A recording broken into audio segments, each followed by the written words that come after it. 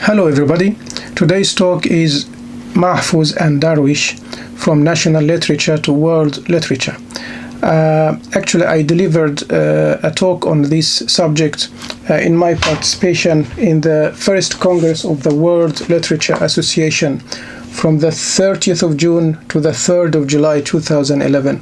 That was the first academic conference on world literature, and it was held in Beijing under the title The Rise of World Literature. And actually, there were some key scholars participated in that conference, like David Damrosch, Spivak, and also Professor Zhang Longxi.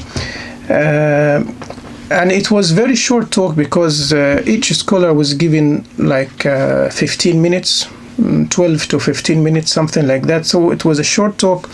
But last year I was asked, while I was teaching at Lingnan University, I was asked to give a talk in research seminar series. So I used the same topic, but I developed it, and the talk was for almost more than 1.5 hours, almost 2 hours. So today's talk will be a little bit long, so I will try to divide it into 3 parts. The first part will try to give an introduction, a very brief introduction to world literature. What is world literature? The second part will talk about Mahfouz and his novels, and how his literature was moved from national literature to be or to become world literature, and the same with Mahmoud Darwish in the third part. So let me start with the first part, world literature. What is world literature? What do we mean when we say world literature? Does it mean these international bestsellers books? Definitely not. Does it mean that books are well accepted around the world? Does it mean that literature that's written in English, for example? What do we mean actually by world literature, and what do we mean by national literature? For example, does national literature have to focus on nationalism more than literature? What if there is a novel that really depicts the local life and local culture, but in terms of literature, it's not. We can't really consider it highbrow literature or good literature at all. And what is canonical literature? There are so many questions actually we will face when we come to think of world literature and national literature and so on. The first time the word world literature was used, the first time ever, that was in 1827 by Goethe, the German poet. Weltliteratur in German. He said, national literature is now rather an unmeaning term. The epoch of world literature is at hand. He prophesied the beginning of what he called at that time Weltliteratur, or world literature. The second time it was used, that term was used, was 21 years later in 1848 in the Communist Manifesto by Marx and Engels, where they said the international creations of individual nations become common property, and from the numerous national and local literature there arises a world literature. We can see that from Marx and Engels' definition or introduction to world literature, or also prophecy of what will be later called as world literature, we can see that they refer to the writing or the literature of each nation, and also Goethe, also his definition or his talk of world literature also falls in the same line, that the sum of the literature written in any country, in any nation, or by any nation, all this together compromise or make up what what later we shall call world literature. So is that the idea? If we read American literature, English literature, French literature, Italian, and so on and so forth, African literature, Asian, Chinese, does it mean now we know about world literature? Or this world literature must have some certain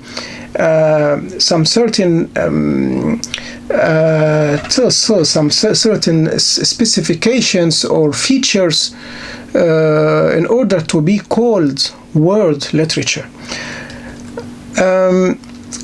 Actually, towards the end of the 20th century and with the beginning of the 21st century, the interest in world literature was kindled, and there were some scholars around the world, especially in the Western world.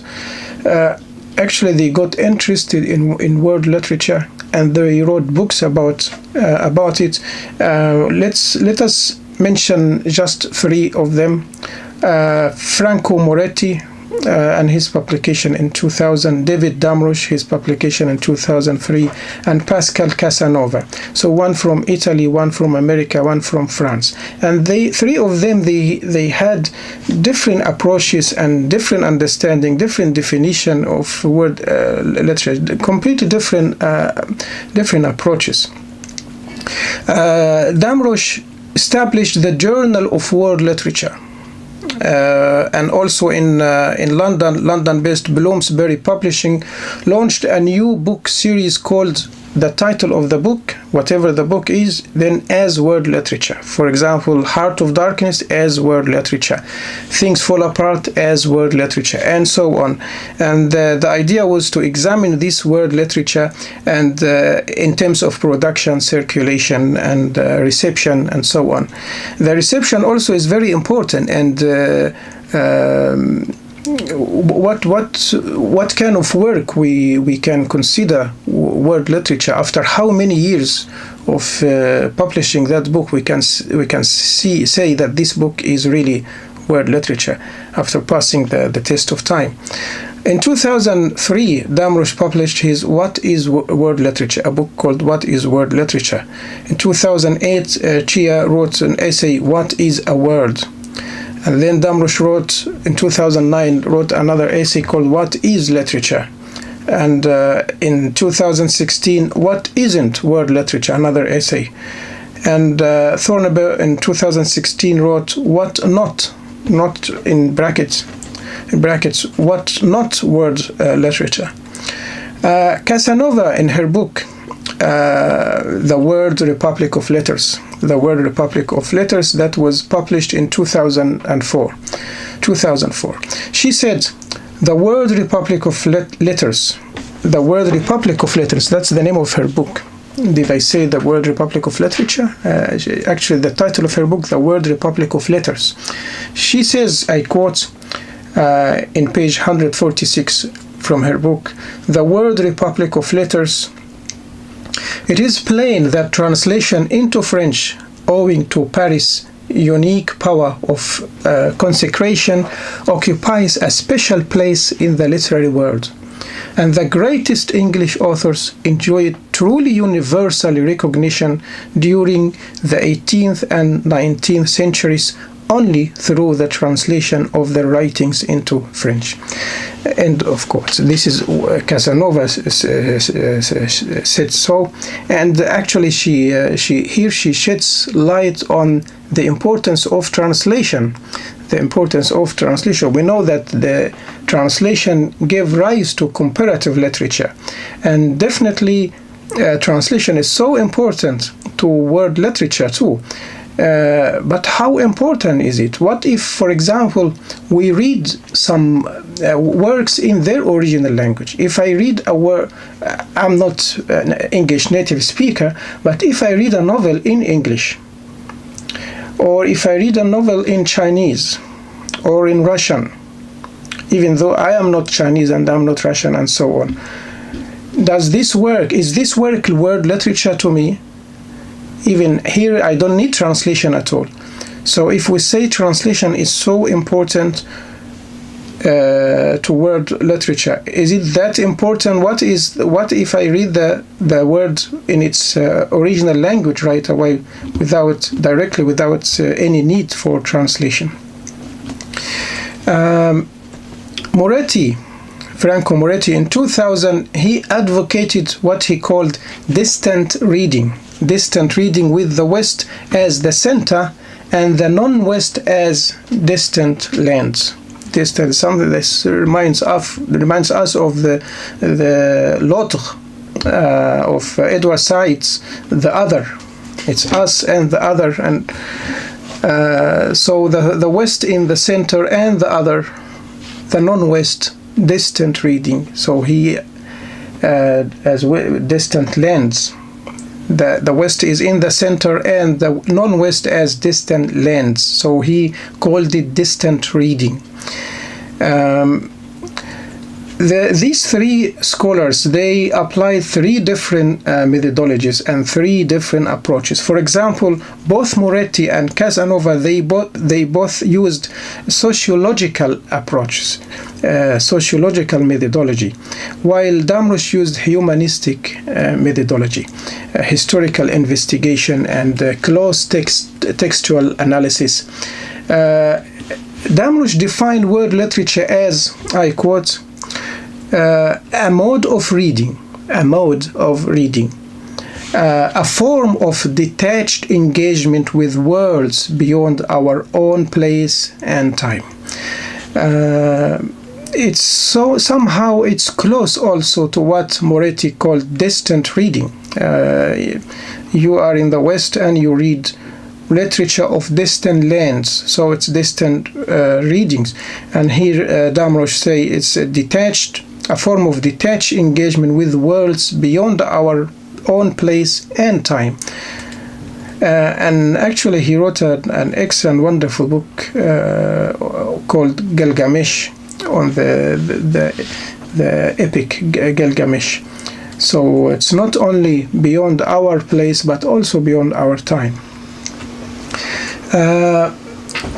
So word literature, do we only mean mainly Western literature read and translated by non-Western readers and non-Western writers?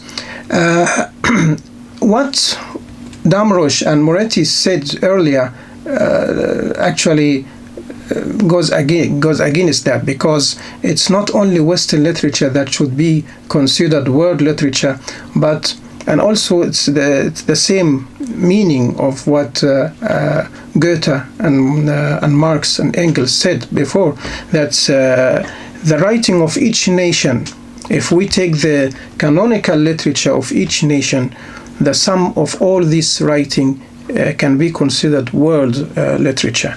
So it's not we should not look at Western literature only as word literature. No, it should go beyond that.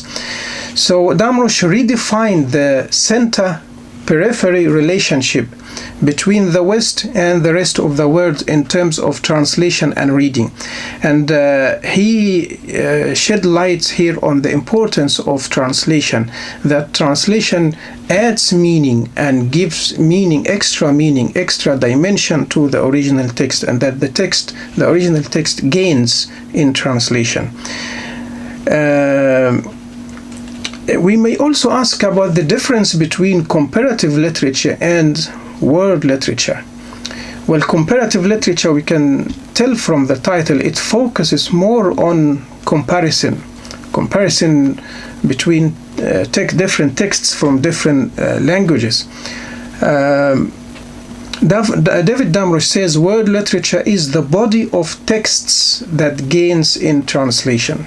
So here Damrosch puts a great importance on translation for the word. Although without translation the work will not be word literature. Of course, translation is so important. Translation indeed give rise to word literature and to comparative literature too.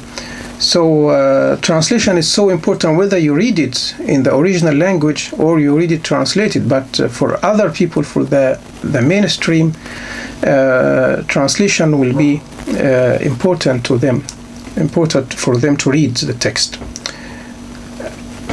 Italo Calvino, he says, a classic is a text that has never stopped saying what it has to say.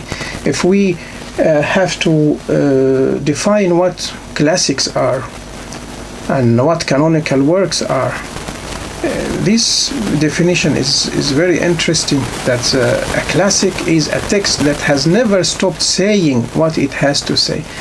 In each generation there is something new we may discover in the classics. So in other words, classics really, they passed the test of time. There are some works that they are famous only and get popularity only in a short span of time, during a certain time. After that time, then it's not famous anymore. Nobody cares for it. Damrosch says in his book What is World Literature in 2003, in page 6, he says, a work enters into world literature by a double process. First, by being read as literature. So it has to be considered literature first. The first thing, it should be literature, by being read as literature. Second, by circulating out into a broader world beyond its linguistic and cultural point of origin. As it moves into the sphere of world literature, far from inevitably suffering a loss of authenticity or essence, a work can gain in many ways. So while the work in translation loses some of its merits and values in the original language, it also gains some other merits and values in translation. To understand the workings of world literature, we need more a phenomenology than an ontology on the work of art. In the same book, in the introduction written by Schildingen says, instead of perceiving world literature as isolated books on the shelf, Damrosch considers world literature as texts that travel, texts that assume new lives, and texts that manifest differently in different geocultural contexts. In other words, to understand world literature is no longer to understand the sum total of all national masterpieces, but to understand how a work of art is opened up and reshaped by a world literary cultural exchange network. So what Damrosch wants to say here, it's not enough just to read works in different languages or written by different people from different cultures. What is important is to understand how this work is opened up, reshaped by a world literary cultural exchange network, how it's circulated, and why the people liked it in different nations. I remember in 2006, I think, or 2005, there was the International Man Literature Festival, the Hong Kong International Man Literature Festival, if I still remember the name correctly. And one of the key guests invited was Toby Eden. Toby Eden, one of the most famous literary agents in the UK. He tells his story of how he published The Wild Swan. That he said that one day a Chinese lady came into his office, offered him the manuscript of The Wild Swan. He read the manuscript and he liked it, and he decided to find a way to publish it as an agent. And of course, it was written by a Chinese lady, so in terms of the language, it was not ready yet. So he gave it to an English editor to work on it. After the first editor finished his work, Toby Eden still didn't like the final outcome. He gave it to a second editor, and still after finishing his work on editing and everything, he was not happy with the outcome. He gave it to a third editor, and then a fourth editor, a fifth editor. He said 6 editors worked on the manuscript. Only after the work of the 6th editor was he satisfied with the outcome, and he started to approach publishers to publish the book. The book was published first in England and then America, but it was not successful at all in England at the beginning, and it was not successful in America either. But when he published it in Australia, it became national bestseller in Australia right away.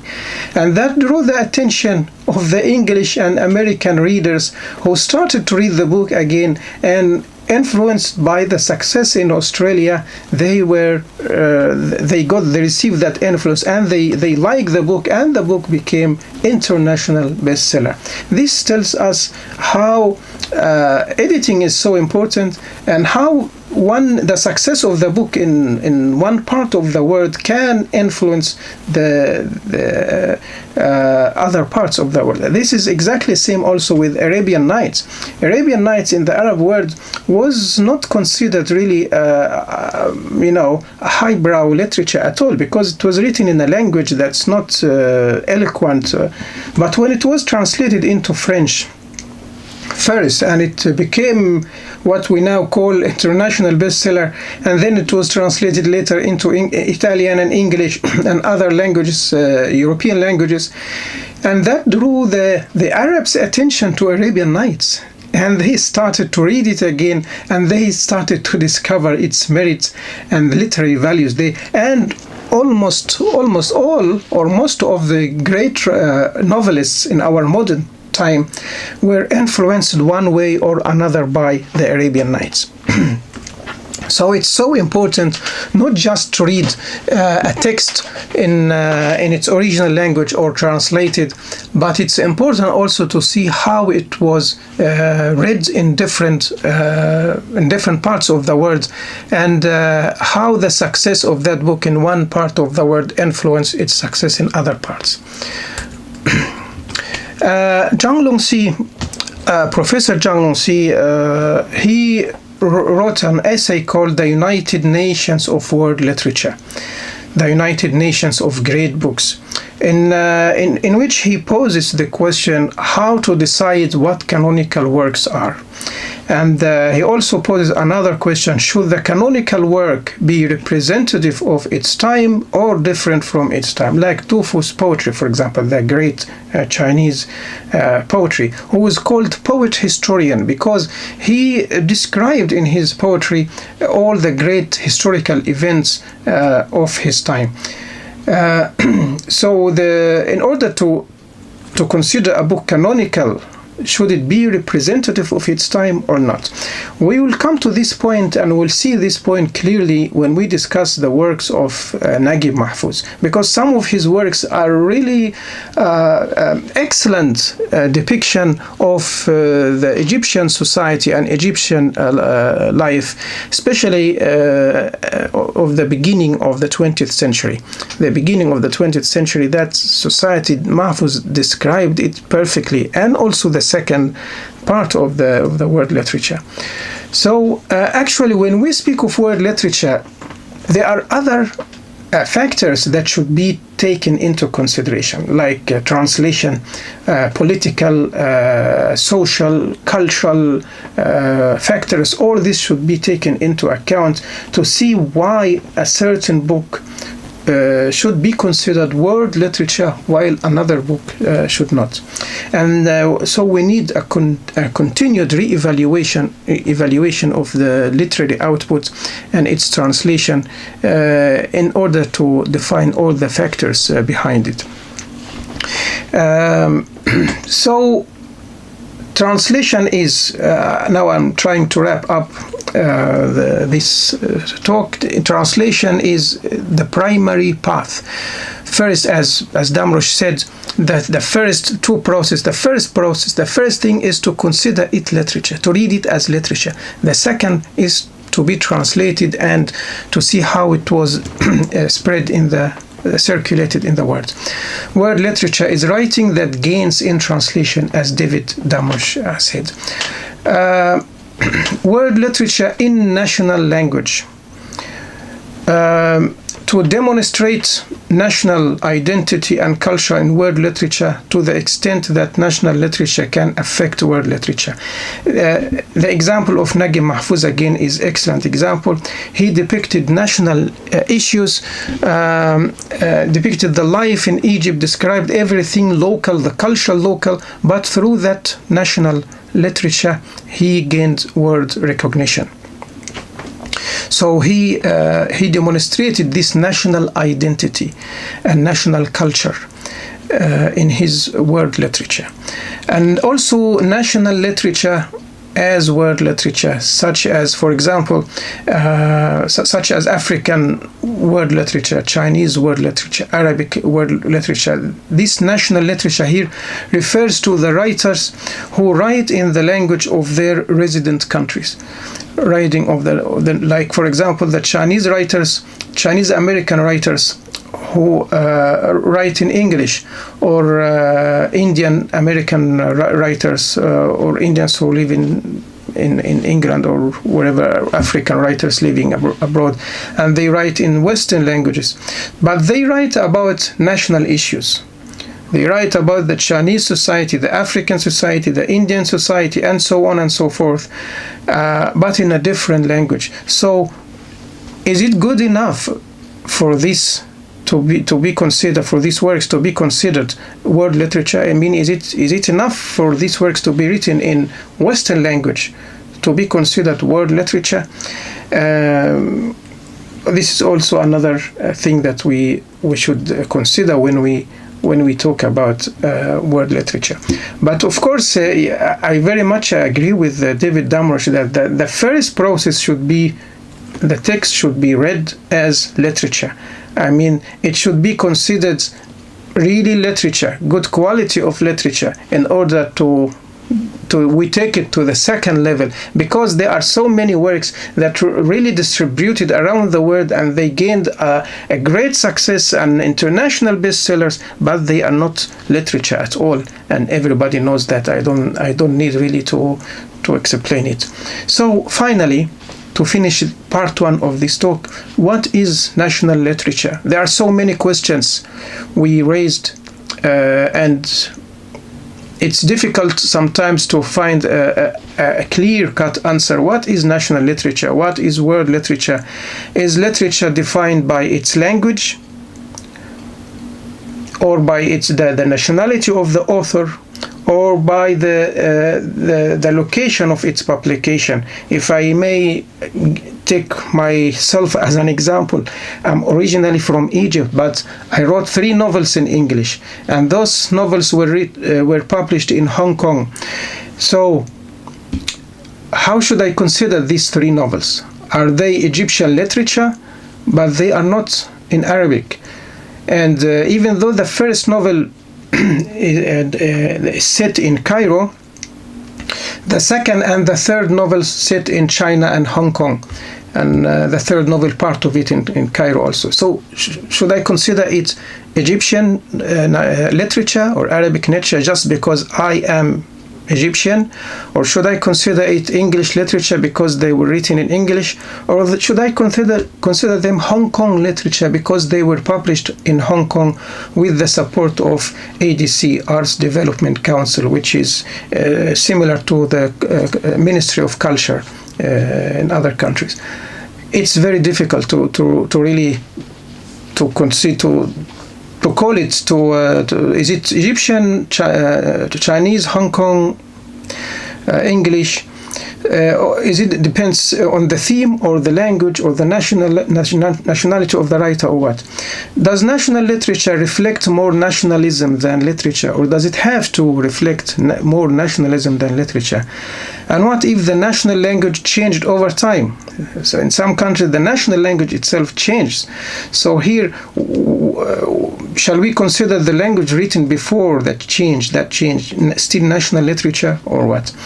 Changed from its local language to English, for example, taking English as a formal language. So shall we consider literature written in English English literature, or Indian or Chinese or Singaporean, Malaysian, what? Is world literature the literature that travels across cultures? This point, Damrosch focused on this point. Is it just the literature that travels across culture? What if this literature is not really up to the standards, the required standards? Not really good literature. So this should not be really the main criterion. What makes a particular text national literature and another text world literature? I talked about this point. Is the idea of world literature conceivable without translation? Is it conceivable at all without translation? And as I said earlier, what if I read a book in English right away? Should I consider, for me as a reader, should I consider it world literature? It's definitely world literature. If I read Shakespeare in English, Charles Dickens in English, they are world literature, even if I read them in English. But for this text to be considered world literature, or to enter the realm of world literature, they have to be translated first and to be read around the world. So translation is something it seems that we can't do without it. We can't do without translation. Translation gave rise to comparative literature. Translation gave rise to world literature. Translation gave rise to some civilization. The translation of Rosetta Stone gave rise to the ancient Egyptian civilization, and the depiction, deciphering of the hieroglyphic language. And from then on, we discovered that there was something called Egyptian civilization that has literature and stories and poetry, and such a wonderful translation is so important, and we can't do without it. This is the end of the first part of the lecture. As I said, it's quite long, and I will keep talking now, but I'll give you a break, and I will start in part 2 right away. See you soon.